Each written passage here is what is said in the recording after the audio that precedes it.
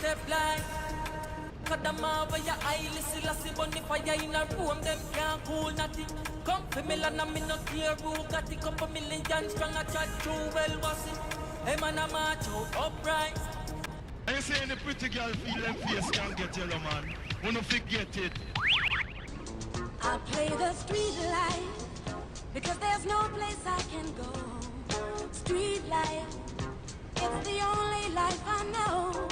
Street life, and there's 1,000 parts to play. I love to see you strut up and down the floor. When you're talking to me, nothing but even talk. I don't like it like that. This is my fucking place. Bricks stand me there. I mean him Fred, the girls them Ted. Start it.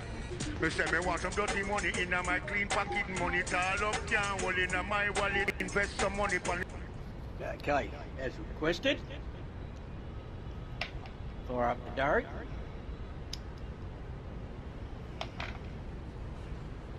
Take a drag. Starts to hold it in, but I can't hold my breath for that long.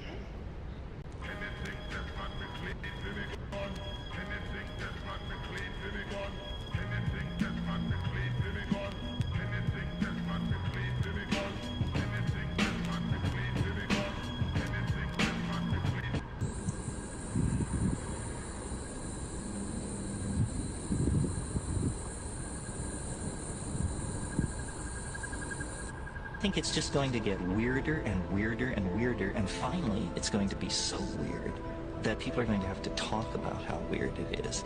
I look for the invention of artificial life, the cloning of human beings, possible.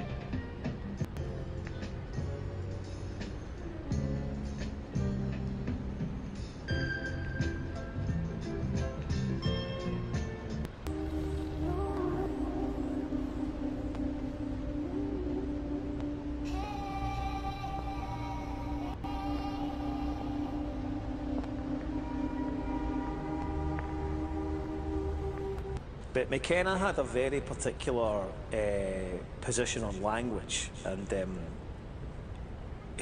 something that he was conscious of was, first of all, he's by no means the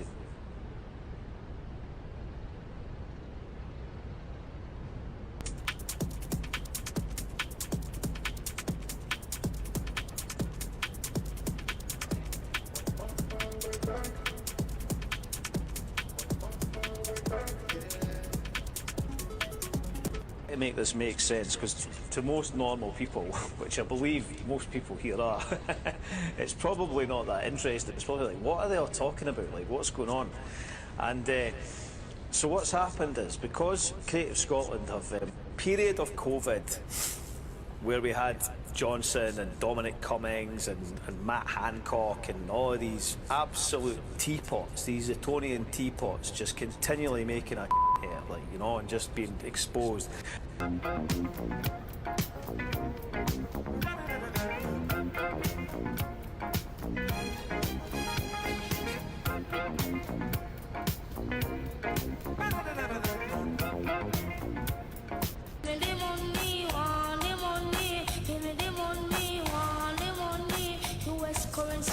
It a fi mad me, 10 and 20. It a fi kill me, $100 bill now. It a fi mad me, $50 bill now.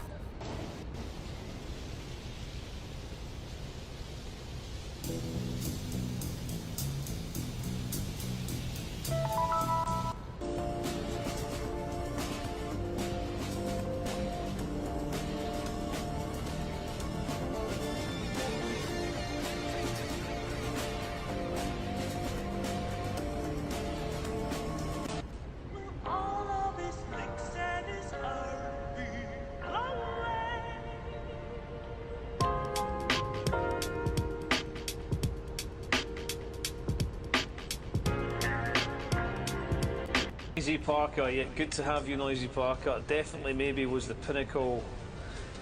After that, it was downhill. It's probably the amount of drugs that they took. I mean, how much drugs must they have taken? I'll tell you a funny story actually about Alan McGee.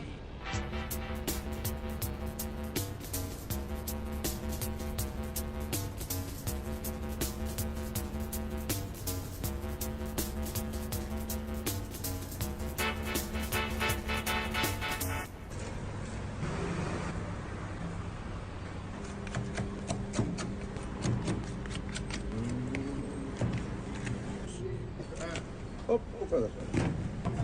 Aynen. O bile düşmüş.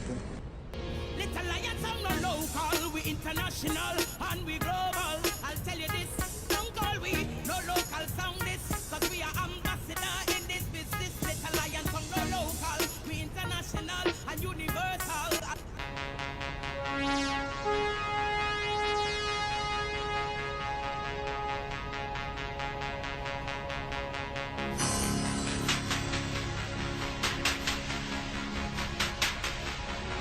Last night I dreamt of Susanna, just like I had never gone. I knew the song of a young girl with eyes like a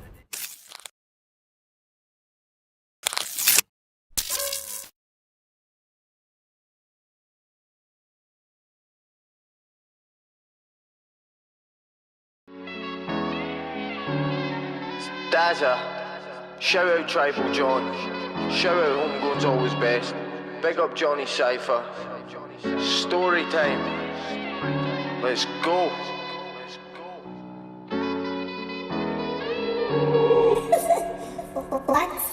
There's a kid called Jack, he had the world on his back. He was raised by parents that were hooked on the smack. He couldn't wait to get to school up early every day, and when the bell rang, he wished that he could stay. At school he was safe and he didn't feel alone. He had a few pals but he couldn't bring them home.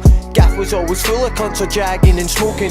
Ma would always shout at him, pretend she's only joking. Arm tied Gaff as she looks to put the coke in. 8 years old, but he was really broken. He'd lie awake at night and listen to them fight, screaming and arguing who took the last pipe. He's a good kid man, but he didn't feel heard.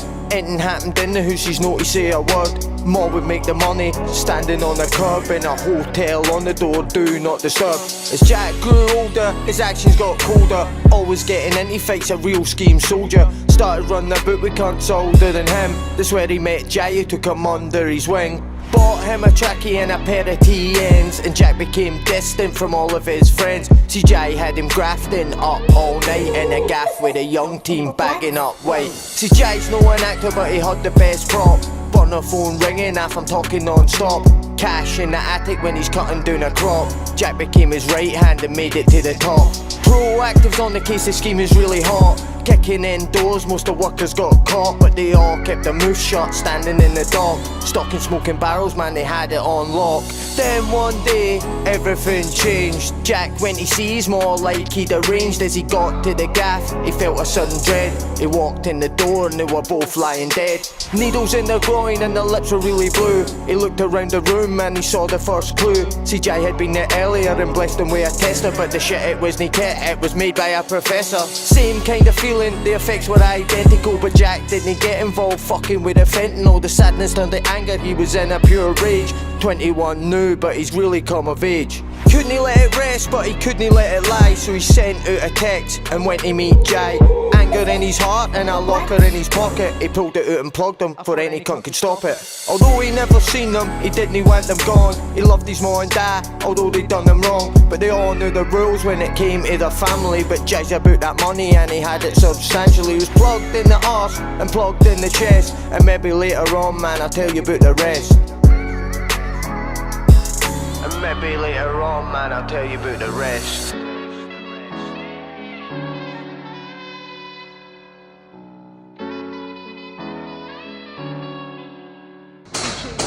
From the gallery, so you skip to the side for a minute. What?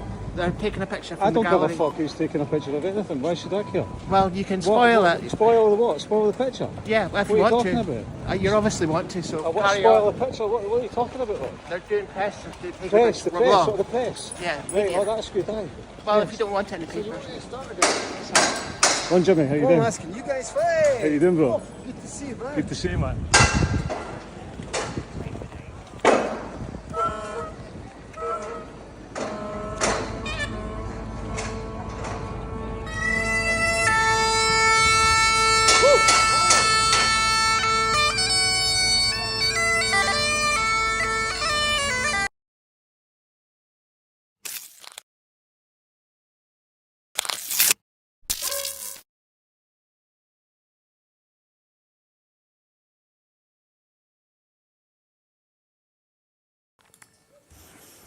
Buenas, buenas, buenas, buenos dias.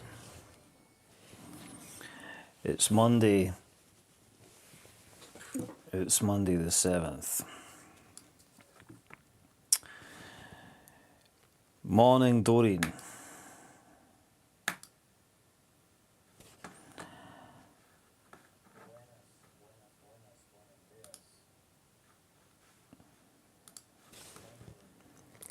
Morning to you, my Capella.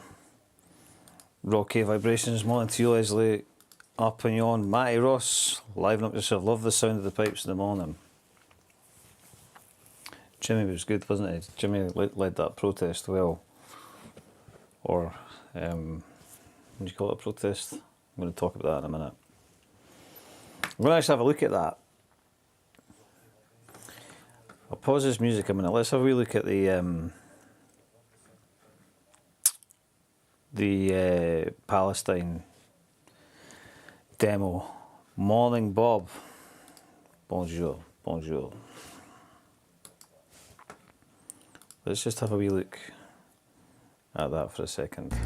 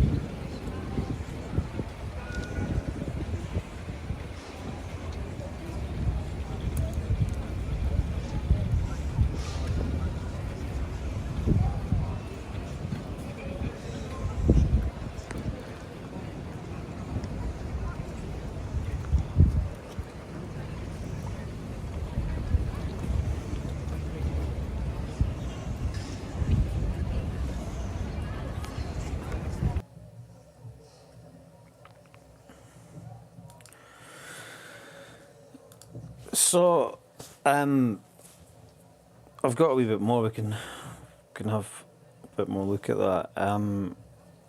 I thought it was morning, Rona. Morning, Rona.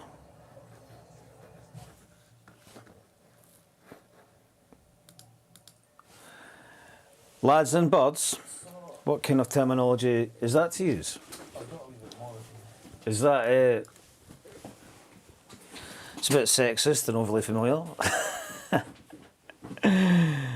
The battle for language continues as the world collapses around us. I thought the demo on Saturday in Edinburgh was symbolic, and I thought it looked good, and I thought, well, as good as something like that could possibly be, but I thought it was, I thought a silent protest was a good idea. I'd been thinking such a thing might be a good idea for a while for them to try that. But what do you think?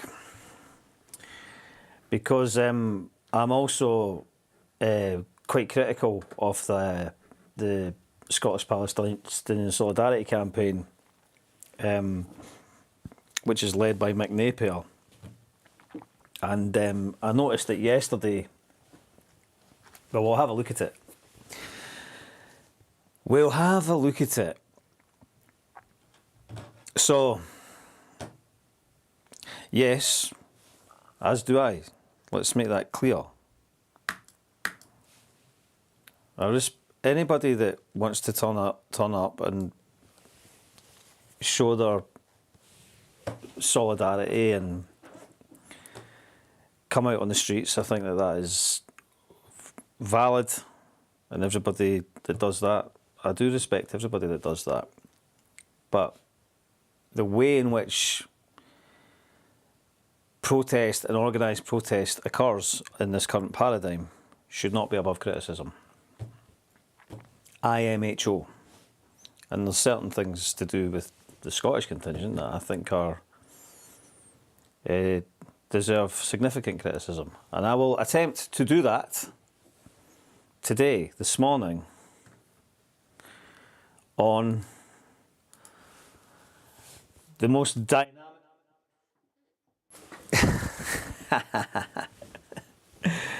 the most dynamic live broadcast in Scotland, perhaps anywhere.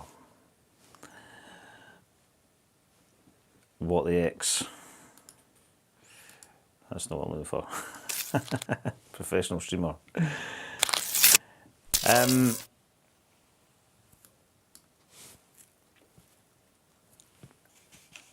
Doreen has retracted a message.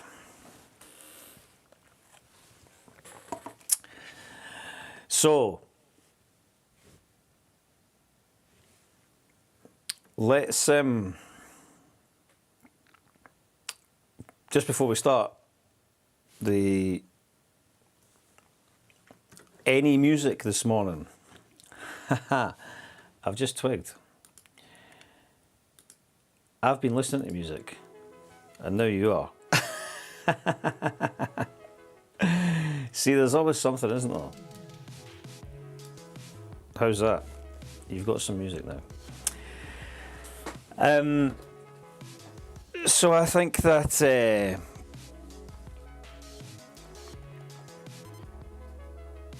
I take it that yeah, we had that's what I was going to say.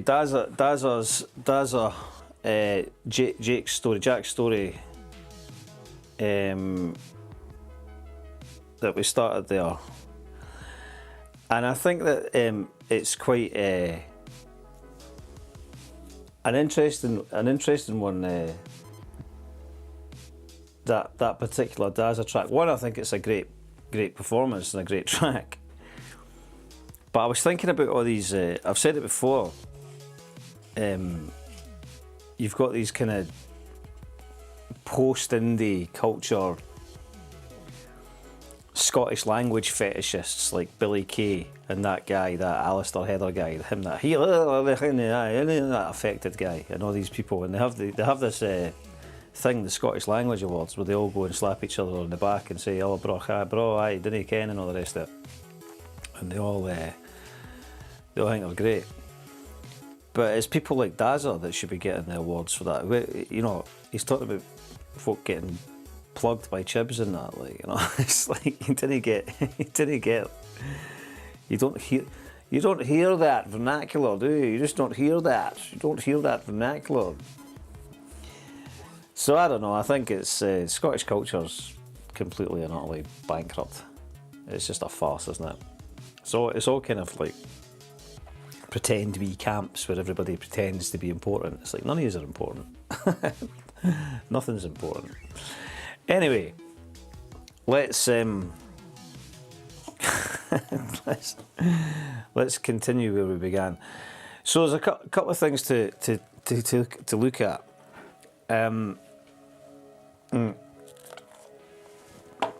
But yeah, I think the thing bothered me a wee bit.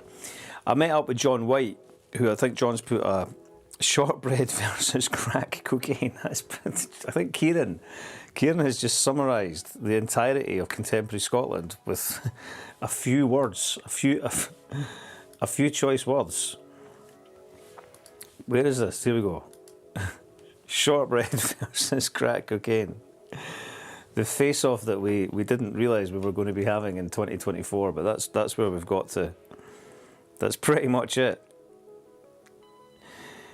Both give quite a satisfying high. As one who is a regular shortbread indulger and a sometime crack indulger, I can testify to the effects of both of these substances. Certainly stick with the shortbread these days. But you know, shortbread just edges it, I think. You know what I mean? for a less destructive regular hit, like, you know. Anyway, let's have a look.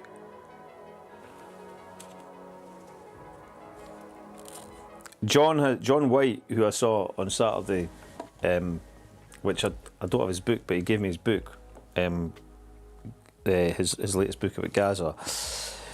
A true man of culture, that's right. Let's see what Hannah is saying. We have seen a real live streamed genocide since after that day. We have seen countless images and videos of the most horrific scenes imaginable, and others that we simply couldn't comprehend because they were so distressing.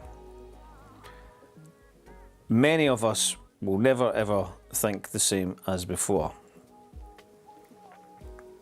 And I think that Hannah is expressing what most people probably do feel on some level. We truly have entered into a societal perversion where the horrors of history have come back to haunt us in a way that we never imagined would be possible. And the question is, what are we going to do about it?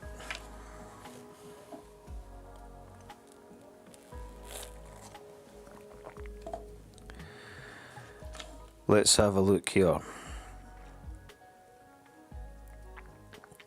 Middle class lack of activism. Well, this is what I wanted to find the tweet. I was looking for it in my notifications. Oh wait, here we go. Okay, so what happened was there's a group on Twitter, and they're quite repugnant. They're not a particularly pleasant bunch of people. I think they're called Glasgow Friends of Israel. And they're constantly trying to manufacture outrage and victimhood and what have you. But whatever the incomprehensible horrors that have now occurred in that region, it's now in Lebanon, and however much of a psychopath Netanyahu is, and however much terror has been meted upon the Palestinian people, there were also a significant number of victims on October the 7th. And irrespective of the history of the conflict, if you like, or the issue, there's still a significant loss of human beings, of human lives, of lives cut short, and people being murdered.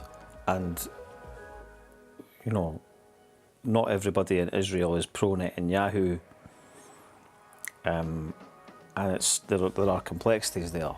But given that there was a significant massacre or attack on human beings on October the 7th, it's not unreasonable to allow people to have a vigil for those who died to commemorate that date. And yesterday there was a vigil held, and undoubtedly the Glasgow Friends of Israel people would be there, and other people who out with the allotted time of the vigil are probably quite unrepentant in their support for Zionism. But given it was a vigil, I think that should have been respected. And it looks like Mick Napier, who led the silent campaign on the Saturday, or who organised the silent campaign as part of the Glasgow Palestinian Solidarity campaign or whatever. Scottish Palestine, what are they called? Scottish PSC, Scottish Palestinian Solidarity. Is it this one here?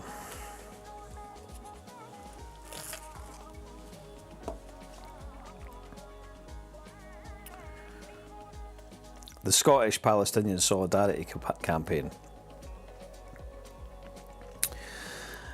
And my old man's good mate, Ian McLaughlin, who was a huge influence on me when I was growing up.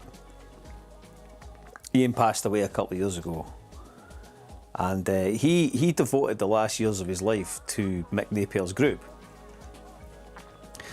And he was totally committed to the Palestinian cause, and he was an incredible man.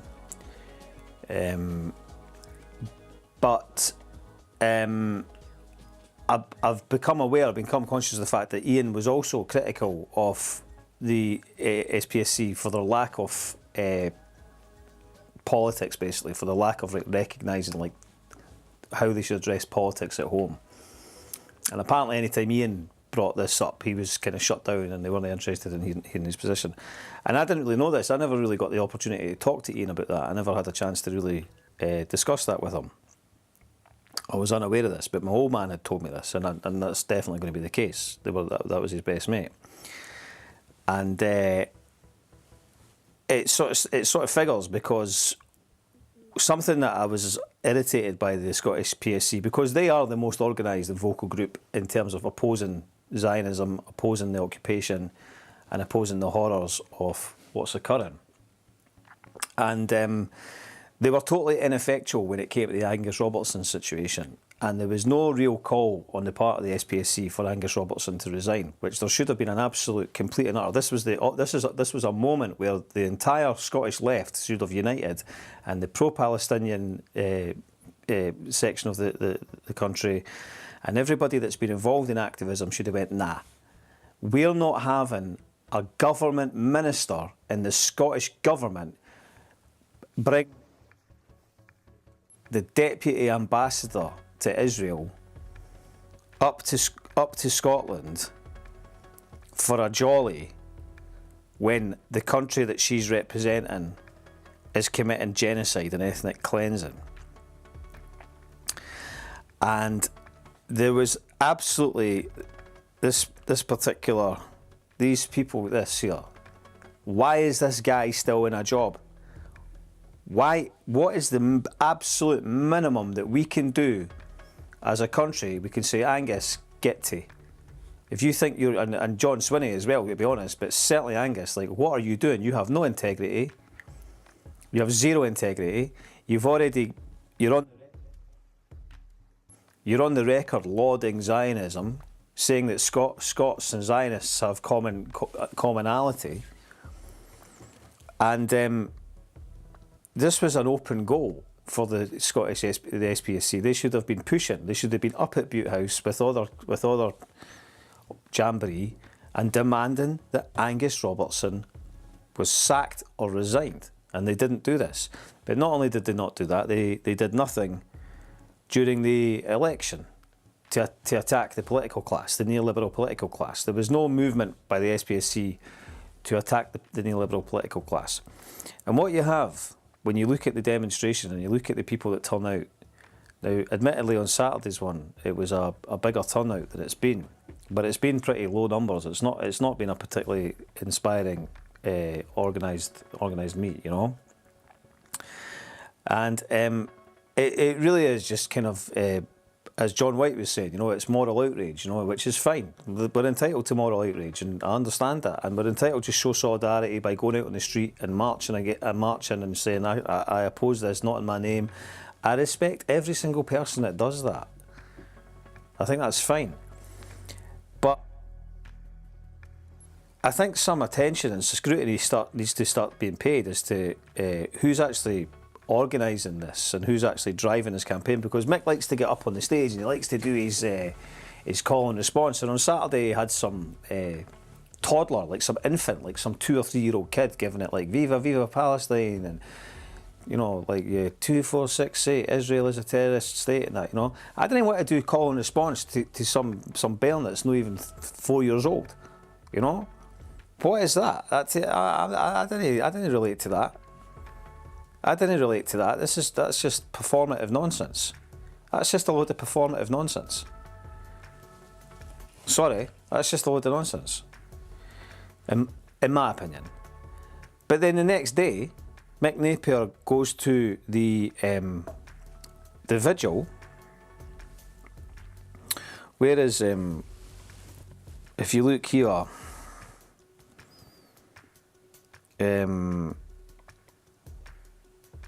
where's Jamie? It was him that I seen. Hold on a minute. Maybe I need to go to my likes. I like things so that I remember where they are.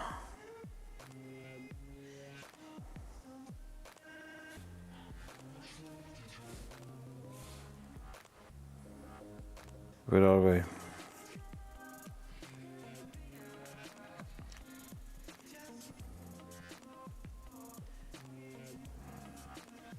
I like there was another debate unfolded yesterday with Gavin Brewis about gentrification on the south side of Glasgow. That was quite funny, because one of the guys that I had to go and find, I had to go and look on another account because I'm blocked by a lot of these people. But the guy who had started out the daftness was that account called Perthshire Mags, who is a despicable little person who once called me an anti-Semite because I had slagged off the bagel shop, and then I had all these Twitterites going rage at me about being in it. I called myself Bonnie Prince Bagel for a short period of time just to parody them, like, you know.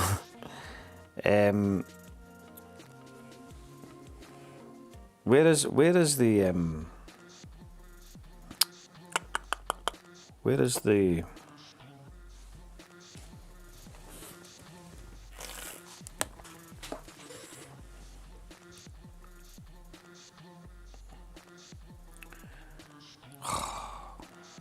I'll find it now. Right, anyway, I'll find it now. Where is it? Anyway, they went. It's maybe there. You can see it on that one. But the one that I was looking for was a different one. So.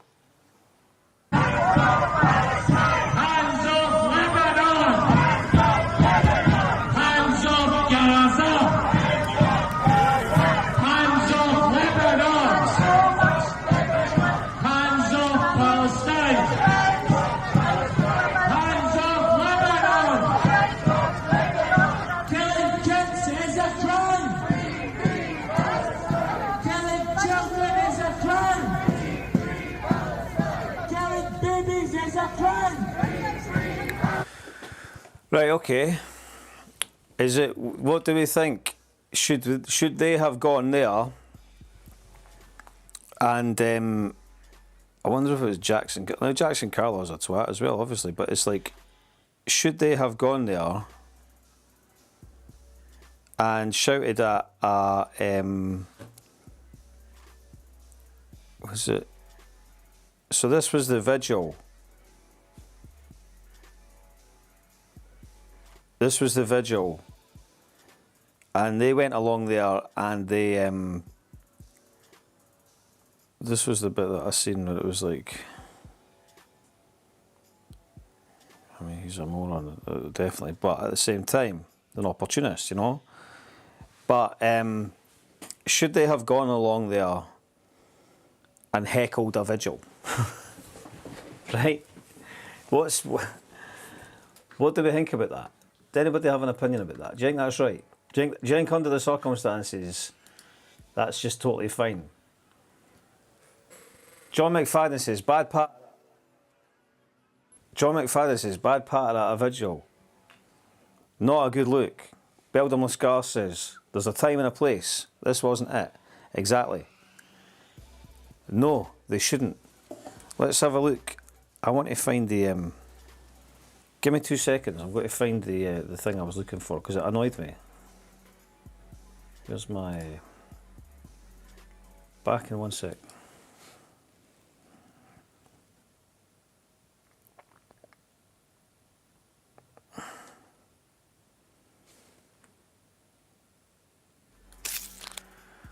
I don't know what happened to my screen there, sorry. Yeah, listen here. When the programme began and 1,200 people lost their lives, including that of my former constituent Bernard Cowan, and whose family Irene have shown such dignity and courage in the years since. And we remember still the 90s. So Mick says on the microphone there, we can't hear the Zionists, but they sure as hell can hear us, right? And Jackson Carlaw, whatever you think of him, he's paying tribute to one of his constituents who was called. And courage in the years since. And we remember still, including that of my former constituent Bernard Cowan. And Bernard Cowan was this guy, apparently, was a guy, right? So Carlaw is talking about a guy that's passed away, and all these people there are there to commemorate dead people that they maybe knew, relatives of theirs, etc., etc. What do we think about Mick Napier there?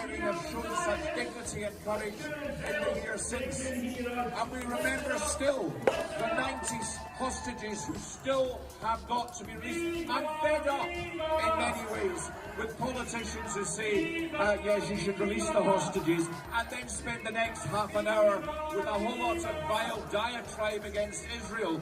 Releasing the hostages is the prerequisite to everything else that must follow. And I think especially today of Emily Tahari, the last British person held hostage. But it doesn't matter if you're British or from any other country in the world. You're a hostage taken forcibly, held ridiculously, and you deserve to be released, and released now. So do bring them home. It's not meant to be a... I found that crass. John McFadden says, reverse the situation and we'd be going fucking mental. Fair comment. Now, it isn't a situation where parity is exactly, it's exactly something that we can see happening on the actual war front, on the massacre front. And this is Matty who is saying what I was thinking. They should have been doing that when the Angus Robertson stuff kicked off, not the vigil. Why was he not up at Butte House? Why was Mick Napier and the Scottish SPSC, whatever they are, why were they not up at Butte House doing that? And why have they not been routinely calling for Robertson's resignation? Instead, he went along to a vigil and shouted at them on a microphone. Right, personally, I think this guy's an idiot. That's what I think. Because to do that is the sort of thing an idiot would do. And then you've got to ask yourself then, if he's an idiot and he's going to do that, why is the whole Scottish Palestinian movement centred around this guy and his campaigning? Right? Because you're only getting the class mix that you need to actually make any impact. It's basically just a middle class protest. It's a whole bunch of middle class people, by and large, and they come out and they put their flags and all the rest of it, and that's okay. That's okay. There's no crime in that. There's no crime in being middle class. There's no crime in doing that. But that's what is it actually achieving?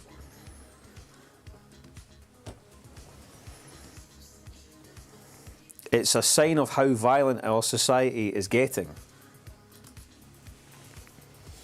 Is that is that sarcasm, or are you saying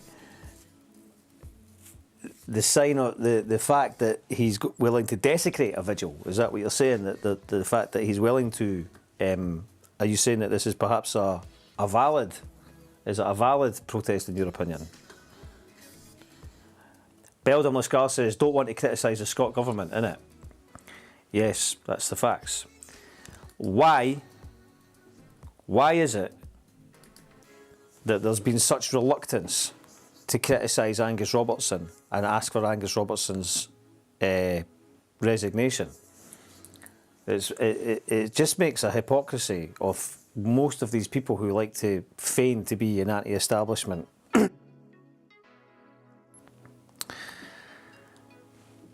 Scottish Government voters, yeah. SNP. So this is, you know, like, I really found this bothersome. I really did. I really found it bothersome. It really got on my proverbial tits, like, you know. And I just thought, nah, that's not right. Like, you should have just left them. Just let them have their protest. Oh, sorry, their vigil. Let them have their wee vigil on the steps. I mean, people's emotions are so heightened that they'll do shit like that even at a vigil. Yeah, I see what you... Yeah, that's what I'm saying. But I don't think that that's excusable, because they're the main cats that curate, if you like, and organise. They're the ones that are kind of like the most prominent protest group. And they also went to Hampden, you know, and they never demanded the Scottish government tell the Israeli football team to bolt. They never did any of that, whether it's the Scottish government or FIFA or the Scottish football, the women's football team. There was no pressure like that. They were just like, let's go and make a protest. Let's go and be seen outside Hampden. It's like, what is that? Why not saying why not go Raj and be like that? No, we didn't want these people stepping foot on our soil, and we certainly don't want them playing football in our national football stadium. What's the message that it sends? It's like, oh, you see, we're not really happy about your genocide, but come over, we'll have a five-a-sides. Do you know what I mean? Rajes. Right. Anyway, I wanted to get that off my chest because it irritated me. Let's move on to the hyper-local issues that we like to cover on What the X.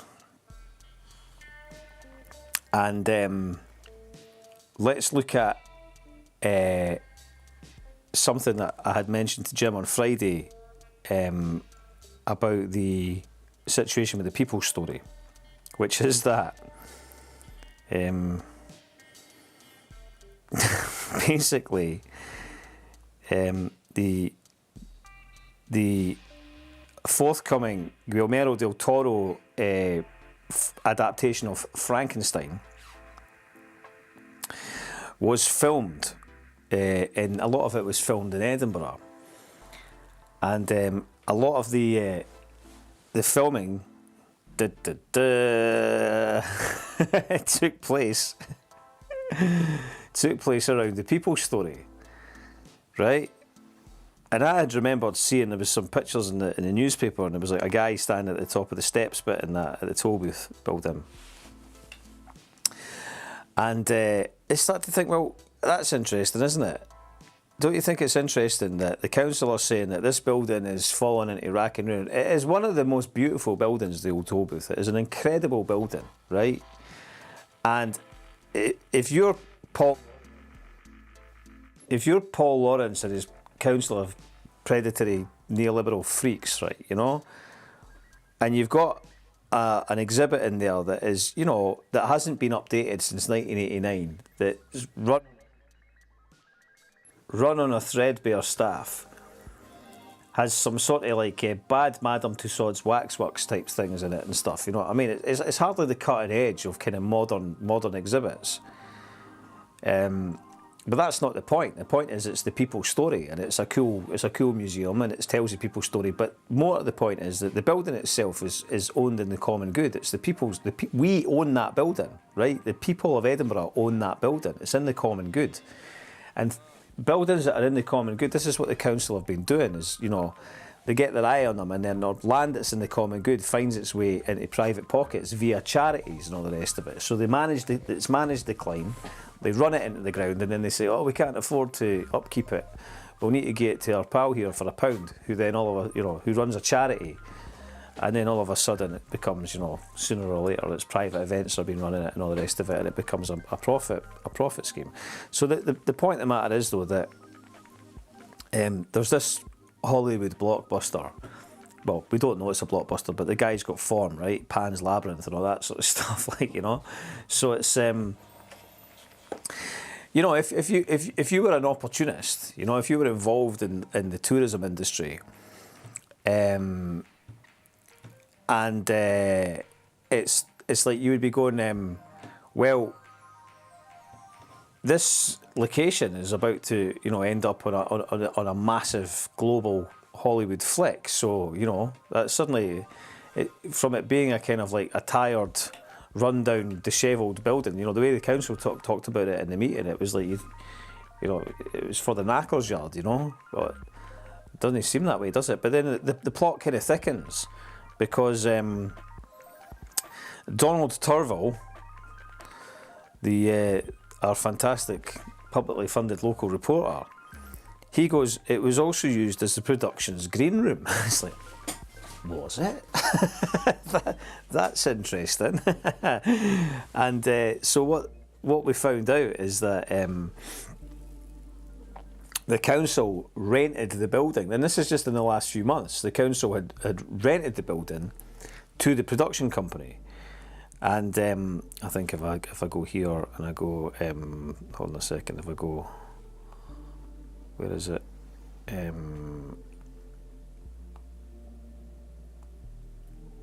Where is it again?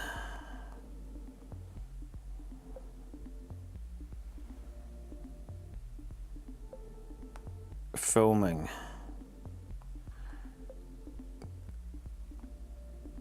I'll find it now. I think it was filming in Edinburgh. Here we go. Right, it's down here. The council's museums. Can we see this here?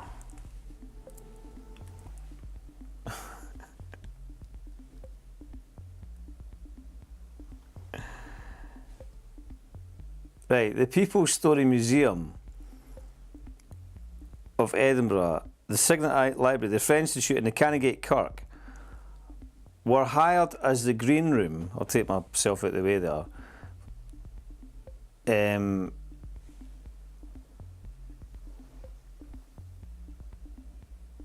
Okay, here we go. So, Guillermo del Toro, the Oscar-winning director of The Shape of Water, Pinocchio, brought his long-awaited adaptation of Mary Shelley's Frankenstein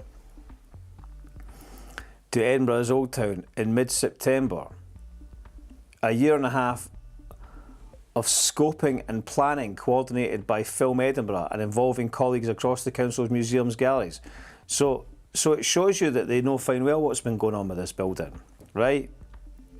And the People's Story were hired as green room for the production, right? So they were in and out that building, right?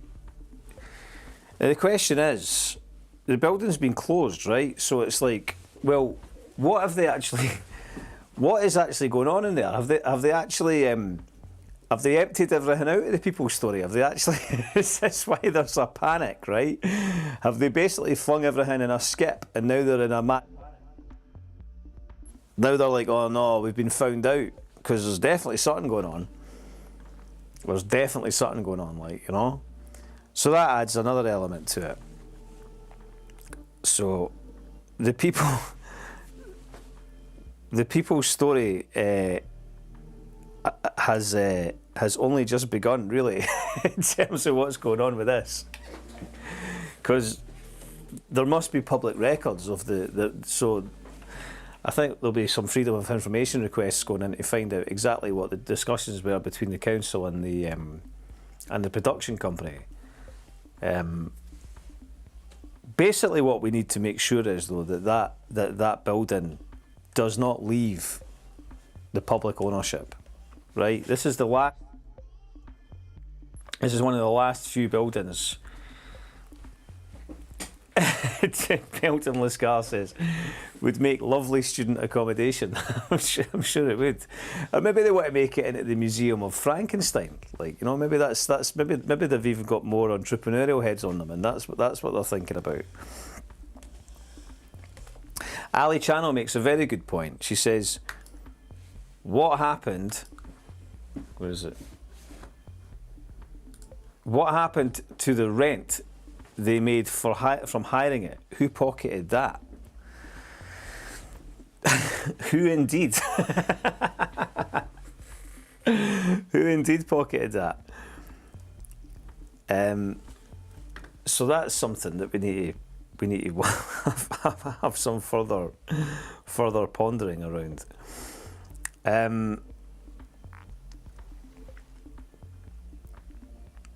There was another. So there's a couple of things happened here. Let me try and bash through a few things that have been on my scone since yesterday. So I noticed that Gavin Brewis got in a. You know something that's been annoying me, right? This has been annoying me a bit. Every time I've been putting up like videos from What the X on TikTok, which the TikTok account is growing now. We're getting up to about 4,500 followers.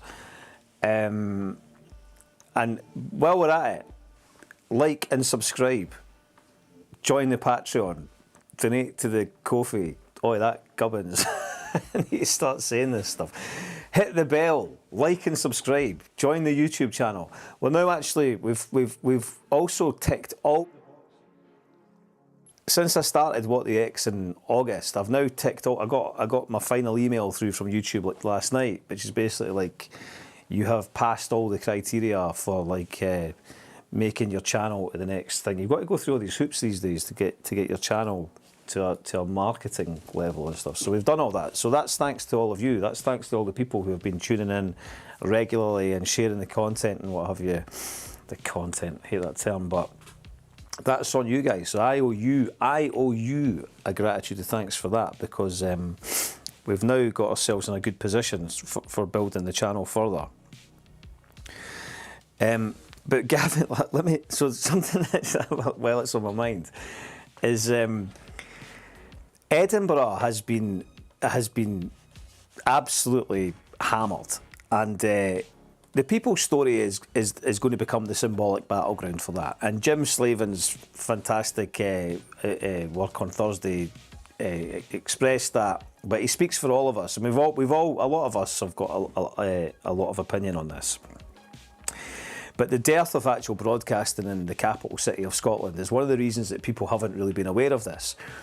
And there's a lot of Ouija's are like basically, it's the same in Glasgow, and Glasgow's terrible, this gentrification that's happening to Glasgow. And it's like, yeah, all right, cool, listen, right? We know that gentrification is happening in Glasgow, and we know you've got student flats and that, right? But why do you always have to be like, it's better, you have got it better, you're better at doing it than us? You can't touch the sides when it comes to gentrification. But that's because you didn't understand Edinburgh. Let me tell you, one thing I can tell you categorically, right? Ouija's do not understand Edinburgh, right? Glaswegians do not understand Edinburgh. And, you know, the truth is, I think, you know, we probably just like it like that. We've got used to it. We don't care. We don't care about Janie Godley. We don't care about any of this stuff. We don't care about Pacific Key. We don't care about your broadcasting. A lot of Ouija's don't care about it because they themselves know that it's nonsense. But we've long since dispensed of really giving a toss about Ouija culture, because it doesn't relate to us. We've got our own culture. It's nuanced, it's subtle, it's sophisticated, and we ken what it is, right? But what we also know is when we're watching our culture being destroyed and erased in front of us, and when we don't have any actual effective media or any big loud brash voices to go out there and make a racket about it all the time, we end up in the situation that we're in now, which is basically, we're left with the dregs of what's left. We're left with, the last few areas, the last few elements that, that we can still maybe do something about and that we can mount some sort of resistance against. When we had the Scottish nationalist project, when we've had like 10 years of a dead nationalist project, and the cadavers of that event still try to tell us that they're important. The Scottish government bought out all the artists, all these neoliberal artists that were swanning about the place for the last decade, boring us to death with their shit poetry and all the rest of it. They're all complicit with the gentrification of Leith. They're absolutely part and parcel of it. They didn't form any resistance against it. They went and got paid by the government to get their spray paint out and go and write fancy signs for developers and be like, oh yeah, great, yeah, it's corporate street art, like, you know what I mean? And that's what we've got. So it's a kind of double blow that we've experienced, We never even had any really effective resistance from any of these imposters who, the reason that we know they're no artists is because they call themselves creative practitioners. So that's a fact. Yeah, that's it. Macapella says, I hate how Ouija pattern culture is projected as Scotland's pattern culture. Absolutely. It's like Glasgow, Scotland. It's like, there's more to Scotland than Glasgow, and there's more to Glasgow than what the sort of Ouija media mafia, as we would call them, would claim that Scotland is. It's totally embarrassing. It's genuinely embarrassing now, It's like it's just so exposed. It's so obvious. It's like a little clique of people who have been dominating our culture. It's like you should have fucking shown some dignity and fucked off at least a decade ago, right? Or made a really conscious effort to go and find out what's interesting, what's new, what's unique, what's dynamic around and about, and try to sort of open up that space to express what the wider Scottish culture is. I mean, if Edinburgh, as the capital city of this country, is so brutally underserved as a culture, right, where it's not represented in any effect. What are we going to talk about? Oh, train spotting, oh, fucking brilliant. Some shite from 35 years ago, whatever the fuck it is, you know what I mean? It's like, this is just through a Ouija lens, right? It's like, if we're not going to have Edinburgh as the capital city of Scotland effectively represented, how bad must it be to actually be in Dundee or Inverness or Aberdeen? I mean, I don't give a fuck about these places, but at the end of the day, if this is what it's like for Edinburgh, what must it be like for these places, So it's just a farce. But one of the reasons it's so bad is because of what's actually happened now to the actual geography and the social dynamic of this city. It's genuinely criminal. They've literally murdered a city, and that's why I despise the Scottish neoliberal political class, both in local government and government, more for what they've done to Edinburgh than any other. And that may just be because I'm an Edinburgh boy, but that's because more than any of their other hubristic statements about independence or any of the shit that they come out with, what they have allowed to happen to Edinburgh on their watch is criminal. It's totally and utterly criminal. And the thing that's been buzzing around my head a bit is this slogan that they would go under over the last decade or so, standing up for Scotland. It's almost that point of like, well, when you're making that statement, you mean the opposite. What they mean is laying down for corporate capital and settler colonialism, essentially, because what we've ended up with is, this is a disaster. This city is a total disaster. The Kingdom of Fife, born in Inverness, support Aberdeen, no offence taken. But it's true, and it's Monday morning. But Gavin Brewis was caught up in a bit of a hoorah about this yesterday when some guy from Perth, the guy that called me an anti-Semite from Perth, was claiming that the South Side was cool, and Gavin was making the point that the South Side is wrought with issues and poverty and all kinds of problems. This was it here. It was a good thread. This was another part of it, and I just wanted to tie into this because it was the same people. They were all annoyed at Gavin because you know, he was arguing from a class-based position. You should follow Gavin Brewis. He's a very intelligent guy, very sharp guy. This is his GFB Gavin F Brewis account. If you're not already following Gavin, but there was this thing here. This can he be doing with white cis het socialists? Like, as soon as you use that terminology, you've invalidated your argument. Okay, see all this cis het stuff and all the rest of it, and it comes down to this notion of a term that they throw about, which is a term that I've gone rage about in the past, which is class reductionism. Okay, so you'll hear this term getting thrown about called class reductionism, and it's like it has. Hold on a second. Where's class reductionism doesn't mean anything. Hold on a second. I'm just looking at the messages on X here. Un momento. Flashbacks to the Labour Council's coup d'etat of the anarchist-run Unemployment Workers Centre on Broughton Street in '94, the subject of which ought to be permanent exhibit. The People's Story. Yeah, that's. You've changed your name again, but have I met you? Because we were talking about this the other week there. The mother of revelations. Preach, guys. Down whatever turns. Del Toro and Christopher Waltz back on Chesterfields in a gutted empty museum smoke. I need to get these. If you guys are going to keep commenting here, today I'm going to figure out how to get these comments on the screen. If you go to similar sized countries, the difference between their locally produced and authentic culture to ours is enormous. I lived in Denmark for a few years, same size of country, but miles ahead culturally. Gavin also gave me a few pointers on cooking a fine brisket. It's a top account. Yeah, Gavin knows how to cook. There's no two ways about that. Just to summarise, there's no such thing as class reductionism. Class reductionism is a made-up term by the same people, that the identity politics people that like to make up terms all the time to try to make their arguments make more sense to them. There's no such thing as class reductionism. It's just a made-up thing, right? It's just a way of basically going, you don't care about trans people, you don't care about non-binary people. It's like utter shit, right? It's the only place that it's like, it says like Terence McKenna said it, you know, dominated and dominator class, okay?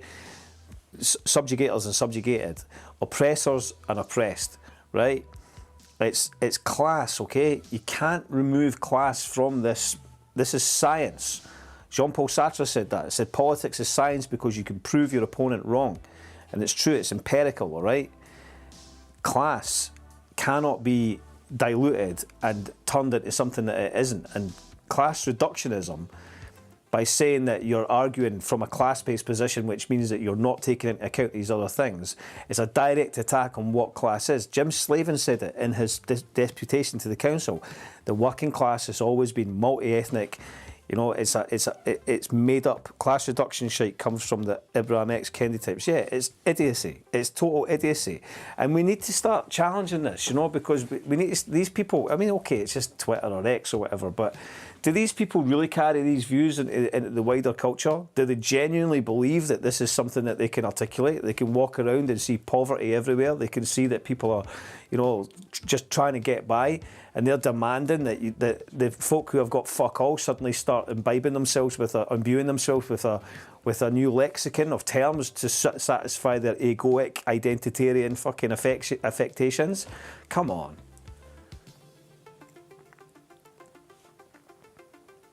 Come on, eh? Right. So that was one thing that I was thinking about. That was one thing that I was thinking about.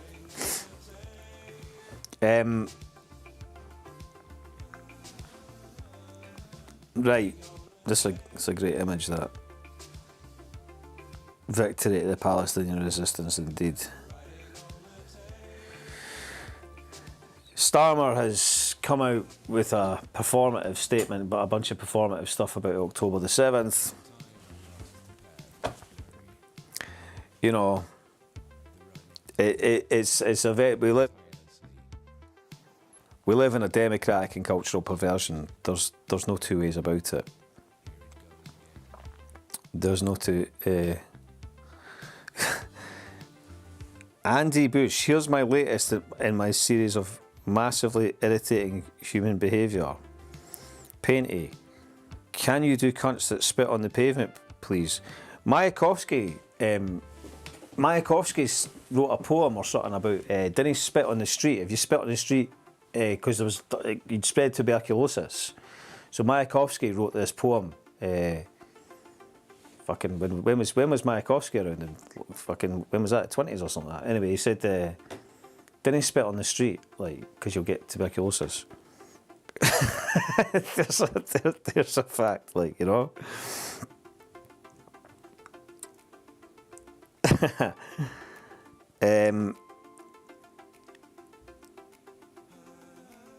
Right, a whole year of genocide. Yeah, we've had a whole year of genocide. So the best thing we can do is go and shout at people, rather than attack the political class who'll go down and sit and have coffee and tea with the Israeli ambassador. We'll go and shout at people who are wanting to mourn some dead people. That's like a good idea. That's the kind of activism I'm all for, like, you know.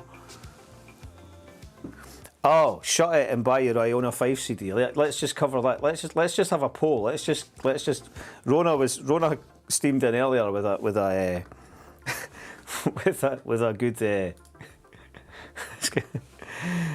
Right, so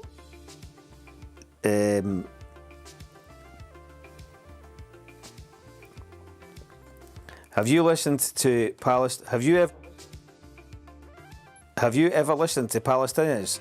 This is literally what they ask of us. Zionism should not be normalised and should not be welcome in our public spaces. Right, Jamie Kennedy.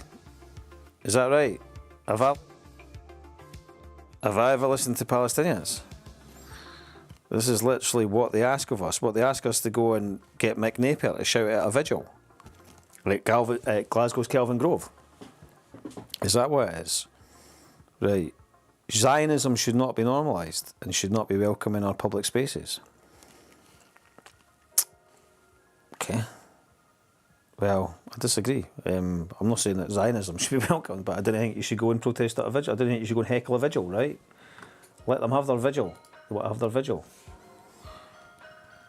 We're in Scotland, like, you know. And did you go and ask for Angus Robertson? Who's Jamie Kennedy?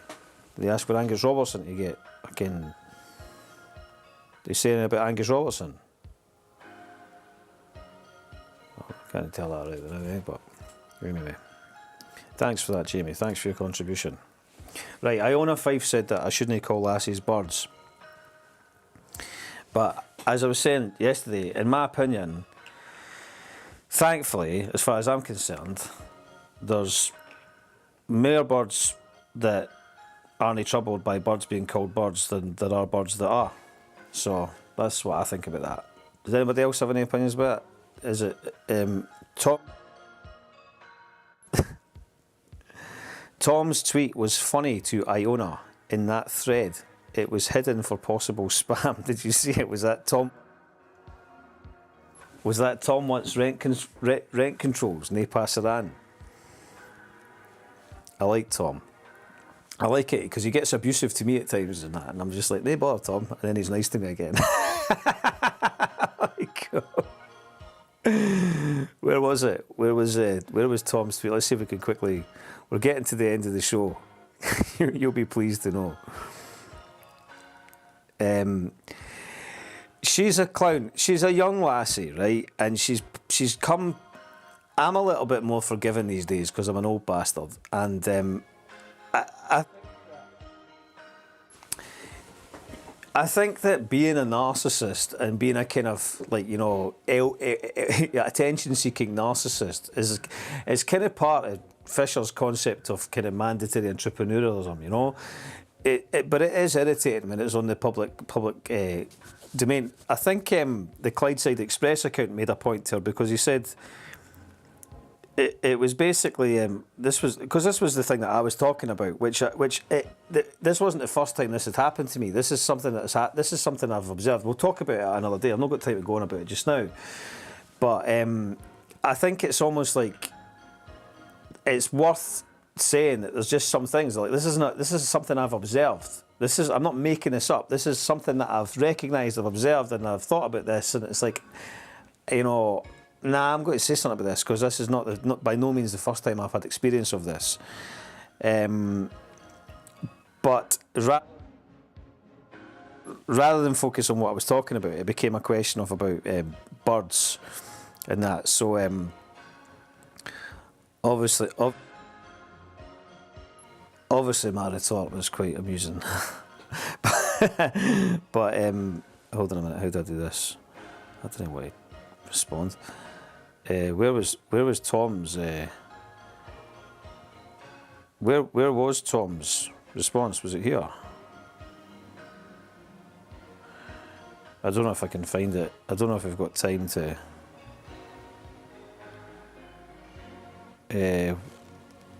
Where? It's just an affectionate term for an. Oh, sorry about that. It's just an affectionate term for an adult human female. Yeah, I mean, it's like you can understand some. I think that where's my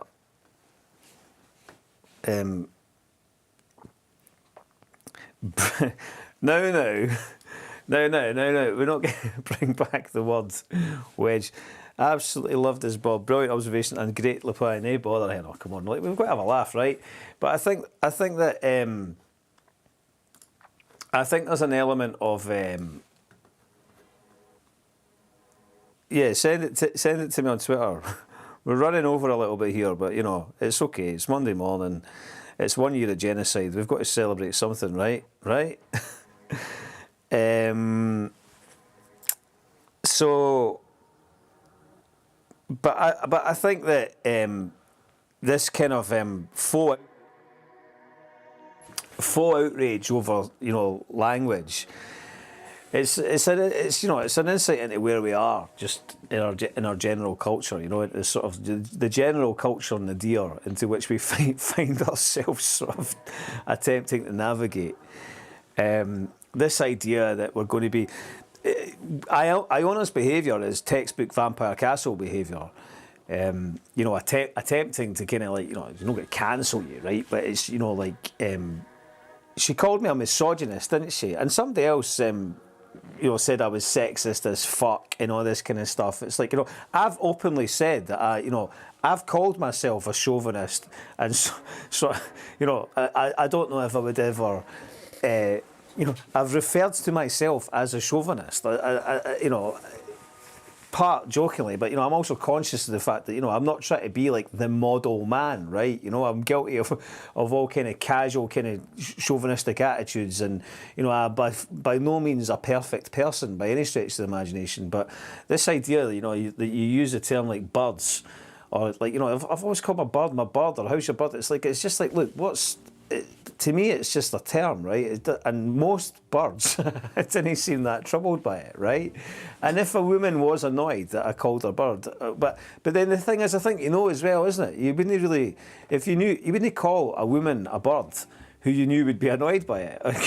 That's like that's also worth thinking about, you know. But it's this whole thing about the online pathology and kind of this idea that, but that idea that it was like, you know, you use this word, and also because it's the text-based thing. There's no sense of an individual's.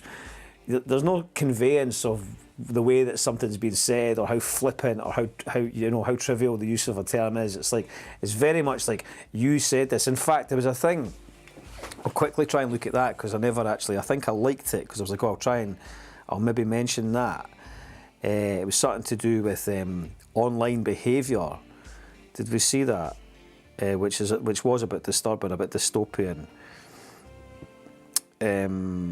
Or maybe I put it in. Where is it? Where's the bookmarks?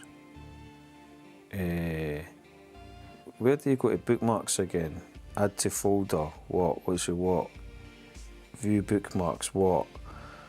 I don't care about these things. This was it. Okay, what is this? 2 minutes 41. The patter police, exactly. Totally, man. Like, language police, man. Like, get a grip of yourselves, like, you know? The patter police, exactly, like, you know? It's just too much. Like, get a rest, eh?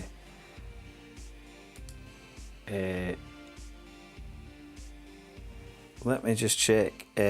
Shall we have a look at this online thing? Have we got time? Basically saying, what's it saying? World Economic Forum, social media must not be allowed to destroy democracy, says EU President. Let's quickly look at this before we wind up, right? Oh, hold on, Matty's giving me the...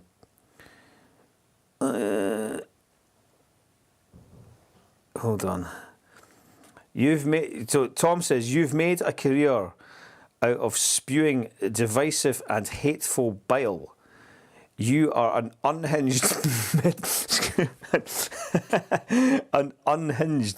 middle-class PMC.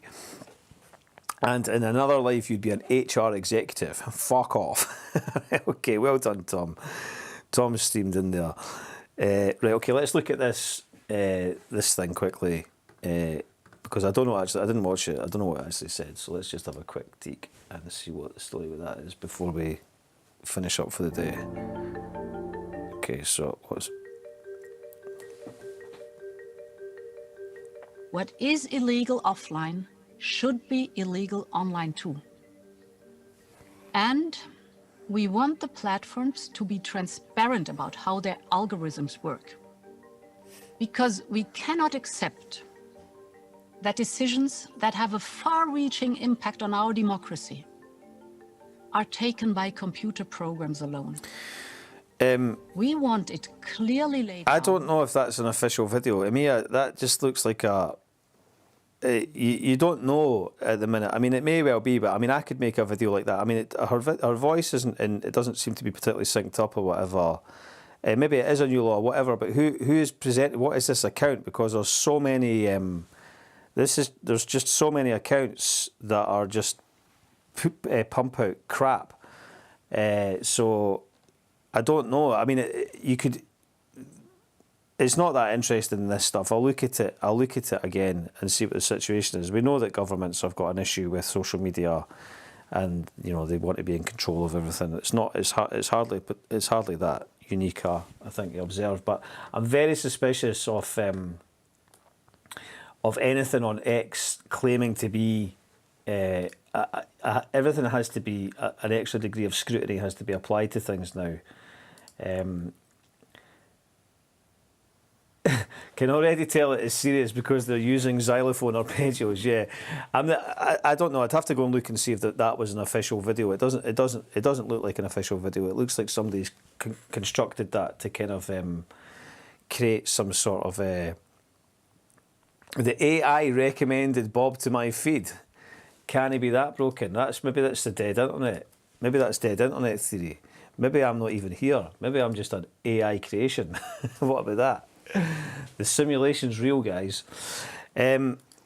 There was something else popped into my head there, but I can't mind what it was that I was going to say.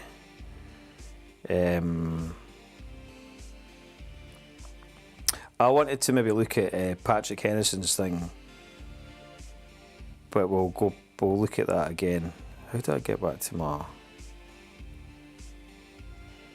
Where is it? Bookmarks here.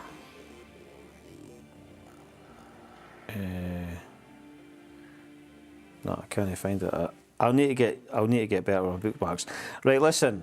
I'm going to go away. It's 11:10. I'll be back on Wednesday evening for the 6th. Decent turnout today across all platforms. That's cool. Hopefully we'll have more reportage on the People's Story and what's going on in Edinburgh. We were up to 43 viewers on here earlier. Can we get to 50 on Wednesday? That's down to you guys and everyone else. I'll do my best. Derek Rossborough, is that you that has the face mask on in your, or the mask on, Derek? Nice to see you anyway. Cheers, Bob. Have a good day. Cheers to you, Ross. I'm going to play out on a brilliant new single, which I want everybody to go everybody follow what's happened here. I'm still here. It's not. It wouldn't be right if I got everything seamlessly correct, would it? You know, it wouldn't be right. There's got to be these little hiccups here and there. I'm going to play out on the Gyro Babies' latest single. Follow the Gyro Babies, follow Mark McGee's You Call That Radio. This is a great track. It really is a belter of a track. I hope he puts together a cool video for it because it's a brilliant single. And I'm a big fan of the Gyro Babies. So without further ado, I shall do that. I'll see you all, or whoever can attend, on Wednesday evening. Have a nice Monday, and I'm leaving you with the Gyro Babies' latest single, Steal My Sleep.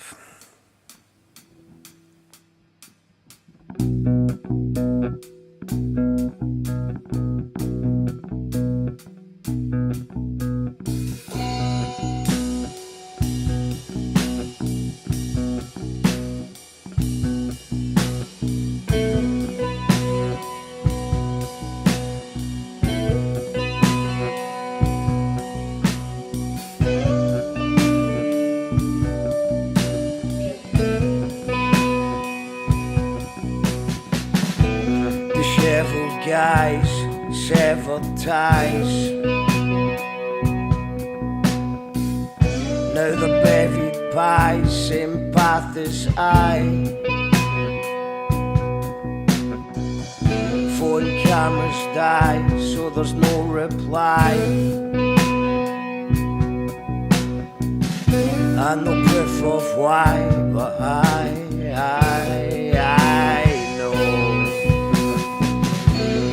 Roadway shuffle without structure. Gut-wrenching lung puncture. Wires in the cloud to solve the puzzle.